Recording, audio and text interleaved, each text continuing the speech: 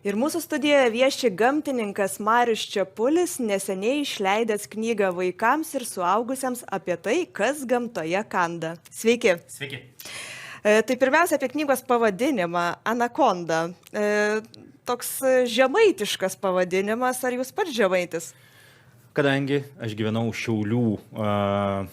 Šiaulių mieste ir Tilžės gatvė dalina Aukštaitiją ir Žemaitiją, aš gyvenau Žemaitijos pusėje ir nors nekalbu žemaitiškai, aš esu faktiškai žemaitis ir teoriškai ir praktiškai ir faina ta kalba yra žemaičių ir labai tinkanti pavadinimui. Tai va čia aš pasiskolinau tą žemaičių žodį, anakonda, jau labiau, kad aš visada girdėdavau ir man rašo žemaičiai ir klausia, ar anakonda. Sakau, anakonda. Teisingiau dažniausiai būna ananekonda. Tai turbūt sulaukė tiek klausimų, kad sumanėte jau knygą sukurpti kaip tokį atsakymų vadovėlį. Tikrai truputėlį užkniso, nes kiekvienas klausimas būna, kas čia per gyvūnas, ar jis kanda, ar jisai saugu jį imti, ar baisus, ar taip toliau, ar gali nuskriausti žmogų.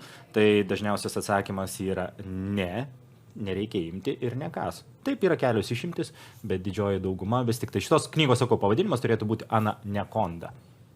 Na, bet kandančių vis tiek yra, tai kurie čia pas mus tie žiauriausi, baisiausi gyviai, kurie kanda? Po žmogaus pasaulyje baisiausias gyvis yra uodas, o šiaip jo, yra grupė gyvūnų, kurie minta mūsų krauju tik tai tam, kad galėtų pasidauginti, kad padėtų kiaušinėlius, tai yra ne dėl savęs jie, dėl savo vaikučių. Ir viskas. Nu ir ten perneša vienas kitas ligas ir paskui ten keli milijonai žmonių miršta per metus ir viskas. Bet mes labiausiai bijom ko? Nu, sakykime, jūrose ko bijot labiausiai? Ryklių, ne? Na, taip. Nors 8 žmonės... Lietuvoje tai ne, bet... Jo, bet 8 žmonės per metus miršta nuo ryklių įkandimų žuvo, ne? Nuo šunų apie 50 000. Ir mes labiausiai bijomis tiek ryklių. Tai va, tie įsivaizdavimai, kad reikia bijoti to ir to, nu, jie yra neteisingi. Ir kartais mes apkaltinam visiškai gyvūnus, kurie nieko nedėti yra. Nu, pavyzdžiui, vorus, ne? Jie nekaltučiai, net nenori. Jis nieko negali padaryti. Spidermanų įkandus nepavirsi, o be to jis ir kasti nemoko. Ir įkanda tik tai, kai jį suėmė ir sutraiškai. Nu, taip prasme, kai jie ginasi. Tai didžioji dauguma va tų kandančių, ko mes bijom, kanda tada, kada ginasi. O kiti, tie, kurie nori mus nusiurbti, nu tai va, kanda tada, kada nori mus nusiurbti ir ieško bet kokios progos. Na, bet grįžkim dar į vandenį. Štai dar gal ir nesibaigė maudynių sezonas ir lendant į Lietuvos ežerus, aš visą laiką prisimenu tas didelių šamų nuotraukas ir kažkaip pagalvoju, na, ar čia dabar nenukas man tos kojas su to didelė burna. Tiesą pasakius, aš irgi plaukdamas visada galvoju, ypač kai nuogas plauki, galvoju, ar dabar lydeka jau griebs ką nors ar ne. Tai yra atveju buvę, kad lydeka griebė žmogų, bet greičiausiai todėl, kad kažkas sublizga ir puolė tą blizgantį objektą, ranka ar dar delnas kas nors. Šame Rusijoje, ne Lietuvoje, yra rastas žmogaus lavonas, bet vėlgi mokslininkai galvoja, kad jis suėdė lavoną, prarijo, ten buvo milžiniškas šamas ir vat jame rastas žmogus. Šiaip jie, jeigu ir puola tada, kada žvejai pagauna, kada traukia į krantą, jie tada ginasi ir tik tai tada. Ir šiaip nėra labai daug pavojingų tų žuvų. Pas mus pavojingų žuvų iš viso nėra, bet kur nors jūrose, jo, yra tokių, kur jeigu tu užminsi ant spigliuko, tu numirsi. Ir viskas. Na, bet išlipi iš ežero ir staiga tave apipuola akliai ir bimbalai. Na, jie kanda. Taip, tai vat patys baisiausi kandžiulnikai yra prakeikti akliai, kur iš tikrųjų labai skaudžiausiai iš visų kanda.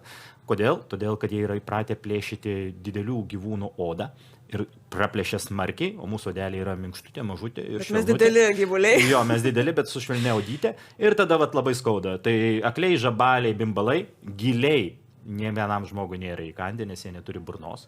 Aš įsivaizduoju, kad tikrai daug kas su jumis nesutiktų. Visiškai visi man pasako, taip, man kando, sukando ir taip toliau. Ne, jie tiesiog neturi burnos. Kai nufotografuoji gilį, pasižiūri, jie yra daug fainesni. Jie padeda kiaušinių. Iš tų kiaušinių sirita lervos, lenda po jūsų odą ir gyvena ir minta jūsų audiniais. Jokauju, pas mus tos gilių rūšies, kur žmogo parazituoja, nėra. Kartais gali atsirasti žmoguje, bet Amerikoje parazituoja. Gal ir pas mus bus kažkada. Labai išlikšta.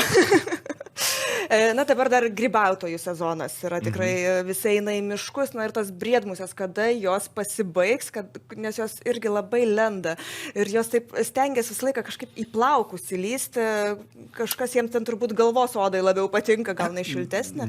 Ne, briedmusės labai mėgsta žmonės. Iš tikrųjų jas mėgsta plaukuotus gyvius, dėl ko lenda į galvą, todėl kad jie reikia plaukų, todėl kad plaukų jie pasislėpia ir visų pirma briedmusės galvoja apie jūs kaip apie briedį ir apie stirną. apie dėdus galvoja kaip apie briedį, apie moteris galvoja kaip apie stirną, įlenda į plaukus ir tada jau ten jau vyksta jų gyvenimas, tai yra nusikanda sparnus, poruojasi, deda kiaušinius, kurie krenta į dirvą ir taip toliau, siurbia kraują. Žmogų labai retai siurbia kraują. Siurbia, kai kuriem tikrai siurbia, kai kuriem įkanda, bet dažniausiai pabuvę pas mus nukrenta. Bet tikrai yra šlikštu, kai tu eini per mišką ir spiečius musių įlėkia į galvą tau ir tu negali jų išimti, tu negali jų sutraiškyti. Jo, bet tik tiesiog reikia suprasti, kad jas nėra tokios baisios ir nepanikuoti, nelakstyti po mišką, nes į medį atsitrenksi, labiau galvas skaudės iš tikrųjų. Na, dar galima pamatyti miške gyvatę, begrybaujant. Žaltį, tai turbūt nelabai baisu. Žaltys gyvatė irgi. Taip. O jeigu angis? O jeigu angis, tai pasakai, labas, kokia tu faina, nuostabi, angis kanda iš tokio atstumo. Tai bijoti jos visiškai nereikia. Taip, mažiausiai pavojingas padaras Lietuvos miškuose tikrai yra angis. Ir tai miškuose rečiau būna, pelkėse, pelkių pakraščiuose kažkur tai yra. Tai yra, jinai tik tai ginasi ir tik tai kanda, kai ginasi, kai paėmė iš labai arti, užminė, nu tada jinai kas. Porai žmonių per metus įkanda. Vienam iš 10 būna sunkesnis gijimas. Mirti nuo jos įkandimo faktiškai neįmanoma. Beveik. Dar yra toks posakis, bijai vilko, neik į mišką. Ir tikrai žinau žmonių, kurie sako, aš girdėjau, kad šalia mūsų kaimo miške yra vilkas. Nu, aš neįsiu šiemet grybauti, viskas, lauksiu, kol jo nebebus. Tai galiu pasakyti taip. Faktiškai nei vienas Lietuvos gyventojas gali nebeiti miškus, nes nėra kaimo, šalia kurio nebūtų vilko. Šiuo metu. Vilkų yra daug, jų yra pilna, lūšių, vilkų, meškos, netgi kojos 4 vaikšto. Vilkam jūs esat visiškai neįdomus. Pirmas dalykas, vilkai užuodžia žmogų 3 kilometrų. 50 kažkelintais metais paskutinį kartą vilkas buvo užpuolė žmogų Lietuvoje. Tai yra, mes tikrai esam neskanus, mes esam jiem baisus, šlykštus ir jie neįdomus. Mūsų šunis, jiem yra įdomus, mūsų avis jiem yra įdomios, arkliai jiem yra mum įdomus, ta prasme, bet mes jiem esam baisus, mes esam pavojingi ir jie prie mūsų nelenda. Viskas. Tai yra, vilkas pabėga, vos užuodė žmogų ir jisai tikrai nelenda prie jo. Ir bijoti vilko visiškai nereikia. Tikrai baisesnis yra padaras miške vienas. Erkė. Erkė. Taip, atspėjau. Iš tikrųjų, baisokas. Taip, erkė realiai mus gali nužudyti. Tai yra pati erkė vėlgi nieko blogo nedaro. Jinai dėl savo vaikučių siurbia tą kraują, kad galėtų padėti kiaušinėlius, išsiristų daug erkiukų. Ir erkėmis pasinaudoja virusai ir bakterijos, kurie mūsų ir susargdina. Tai yra ne pati erkė, o virusai ir bakterijos. Tai va, nuo erkių reikia saugotis, aišku. Pats paprasčiausias saugojimosi būdas - eiti su guminiais batais į mišką, impregnuotais rūbais nuo purškalais ir taip toliau, ir tada faktiškai erkių nebus. Tai ką mes kalbame, atrodo, kad nežinomybė gimdo baimę, nes atrodo, kad jeigu žinai, tai ir bijot nebereikia. Iš tikrųjų taip ir yra. Žmonės nežinodami jie bijo ir gyvačių, bijo ir vorų, bijo visokių auslindų ir kitų padarų ir tada bijo eiti mišką, bijo, kad elnė su ragais užpuls ir subadys, briedis su kapos ant kanopom ir dar ten ko nors pridarys. Taip yra pavojingų gyvių, bet tie pavojingi gyviai tik tai tada pavojingi, kad jie nori mus iš tikrųjų nusiurbti, o visi kiti tik tai ginasi. Nelendami jų teritorijas ir jie nelys prie mūsų. O perskaičius knygą, kai viskas žinos, tai nieko ir nebebijo žmonės. O kai viskas žinos, tada vis tiek paskambins man ir sakys, Mariau, ar tikrai šitas nekanda. Ačiū Jums už pokalbį. Dėkui. Ačiū.